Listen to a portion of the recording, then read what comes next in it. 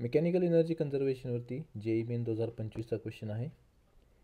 A particle is release from height s about the surface of the earth. At a certain height, its kinetic energy is 3 times its potential energy. The height from the surface and the speed of the particle at that instant. तर ज्या ठिकाणी त्याची kinetic energy ही potential एनर्जीच्या 3 times आहे, तिथं त्याची height किती आहे आणि त्याची स्पीड किती आहे हे आपल्याला काढायचं आहे. तर आपल्याला दिलं आहे की एस हाईटवरून त्यांनी रिलीज केलेलं आहे. आपण घेऊया की हा जो पॉईंट आहे which is at height H, इथं त्याची कायनेटिक एनर्जी 3 टाइम्स आहे पोटेन्शियल एनर्जी. तर हा जो पार्टिकल आहे हा किती खाली आलेला असेल, तर हा खाली आला असेल एस मायनस एच.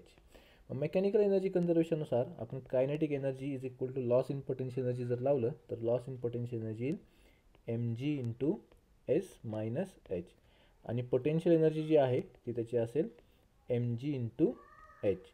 आपल्याला सांगितलं की kinetic energy is 3 times potential energy. So आपल्याकडे mg into S minus H is equal to 3 times mg H. हे सॉल्व केल्यावरती आपल्याकडे ती एच इज इक्वल टू येतं आहे S by 4. Okay, so H is equal to S by 4. आता आपल्याला काढायचं आहे त्याचा स्पीड.